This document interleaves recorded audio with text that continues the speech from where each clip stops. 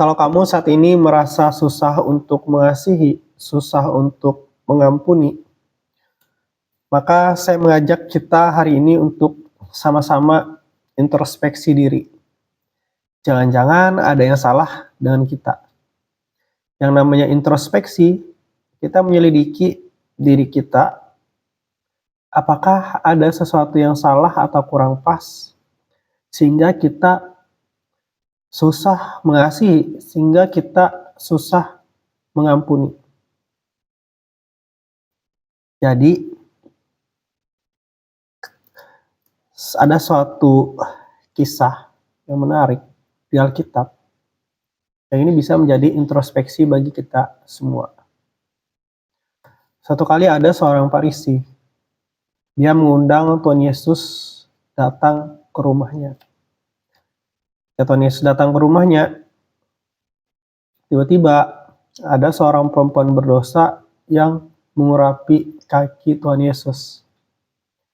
Lalu orang Farisi ini berkata di dalam hatinya, kalau dia ini nabi, dia seharusnya tahu bahwa perempuan ini adalah perempuan berdosa. Karena bagi orang Farisi, Tuhan Yesus ini dianggap antara percaya atau tidak percaya, dia menganggap Tuhan Yesus ini salah satu dari para nabi. Dia nggak percaya Yesus itu sebagai Tuhan, tapi dia menganggap Yesus ini nabi. Tapi dia masih ragu-ragu gitu ya. Dan dia bertanya di dalam hatinya. Lalu Tuhan Yesus ini tahu hati orang-orang, karena dia Tuhan. Jadi Tuhan Yesus bilang seperti ini. Tuhan Yesus berbicara kepada Petrus. Petrus, suatu kali ada orang berhutang 500 dinar. Lalu seorang yang satunya lagi berhutang 50 dinar. Kita perlu tahu dulu ya, 1 dinar itu adalah upah 1 hari kerja pada waktu itu. Jadi 500 dinar itu upah atau gaji 500 hari kerja atau gaji hampir 2 tahun. Lalu 50 dinar itu adalah upah bekerja 50 hari atau gaji hampir 2 bulan bekerja. Nah, jadi kita dapat gambarannya ya, kira-kira kalau diuangkan pada masa sekarang itu kira-kira besarannya seperti apa. Nah, lalu Tuhan Yesus bilang di perumpamaan itu, kedua orang ini yang utang 500 dinar dan utang 50 dinar, mereka nggak sanggup membayar. Akhirnya oleh orang yang memberikan utang ini, ya udah aku lunasin aja utang kalian. Lalu Tuhan Yesus bertanya kepada Petrus, menurutmu Petrus siapa yang akan lebih berterima kasih? Petrus bilang, yang paling banyak dihapuskan utangnya. Nah, dari sini kita belajar.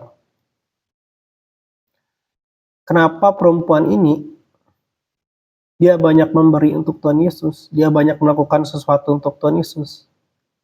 Karena dia lebih banyak diampuni. Dia banyak melakukan kasih karena dia lebih banyak diampuni. Dia merasa lebih banyak diampuni. Itu juga kita lihat Petrus. Dia merasa banyak diampuni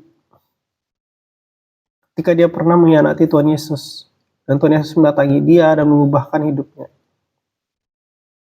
Dia banyak diampuni, maka Petrus banyak berbuat kasih. Paulus juga seperti itu.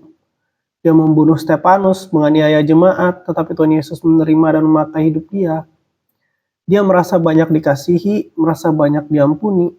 Dan dari situ Paulus, dulunya Saulus, menjadi orang yang begitu radikal dengan Tuhan, begitu banyak berbuat kasih, begitu total dengan Tuhan. Ketika dia merasa banyak dikasihi dan banyak diampuni. Nah, sekarang cross check hati kita. Kenapa kita mungkin melayani Tuhan ogah-ogahan? Mungkin kita mendengarkan firman Tuhan malas-malas.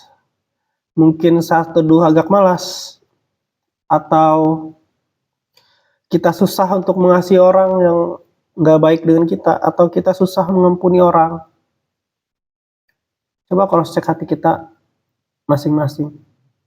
Apakah kita merasa banyak diampuni oleh Tuhan? Kita merasa banyak dikasihi oleh Tuhan?